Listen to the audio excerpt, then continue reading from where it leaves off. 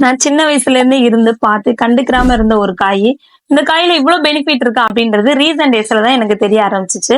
இந்த வீடியோ முழுசா பார்த்தீங்கன்னா, கண்டிப்பா நீங்களும் இந்த காய உணவு முறையில சேர்த்துப்பீங்க. இதுதான் இந்த கோவக்காய். இந்த கோவக்காயில ஆன்டி ஆக்சிடென்ட் பீட்டா கேரோட்டின்ற 2 சத்து இருக்கு. இந்த 2மேவும் நமக்கு புற்றுநோய் வரவிடாம தடுக்கிறதுக்கு நல்லாவே ஹெல்ப்ஃபுல்லா இருக்கு. அது மட்டும் இல்லாம, இதுல இருக்க பொட்டாசியம் இதய சம்பந்தப்பட்ட பிரச்சனை எதுவா இருந்தாலும் அதை சரி செய்யறதுக்கு நல்லாவே ஹெல்ப்ஃபுல்லா இருக்கு.